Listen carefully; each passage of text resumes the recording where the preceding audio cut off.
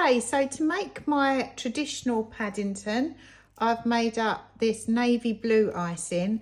To make this, I've used Colour Splash navy blue, and I added a little bit of this ProGel Azure and a tiny bit of my black, but actually it was already mixed up. I just put a little bit of a spatula from my icing that had already been coloured black and just added a little bit of this, and I left it for an hour to develop. It did come to the colour that I was happy with, but if not after an hour, that would have been when I added a little bit more navy.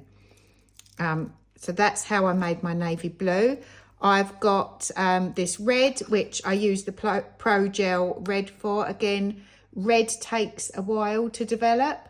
So I put some in initially and I got a red colour and I left it for an hour to develop. It didn't quite achieve this red that I wanted, so I added a little bit more and it was a lot darker. Again, I left it for an hour and I was happy with it.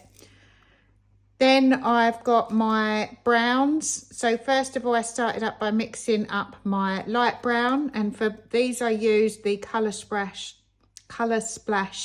dark brown. I put the tiniest drop in and made up my light brown first, and then I added a bit more to darken the brown.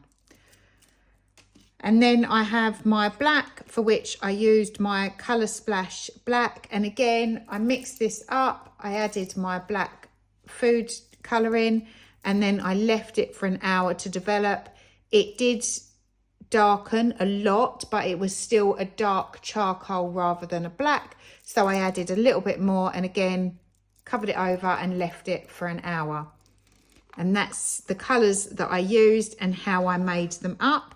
So I've got my navy blue in an outline and a flood consistency.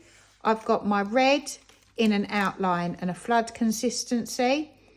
I've got my dark brown in an outline and flood consistency, and the same with my light brown, an outline and a flood consistency. And then I have my black, and this I've just got in an outline consistency.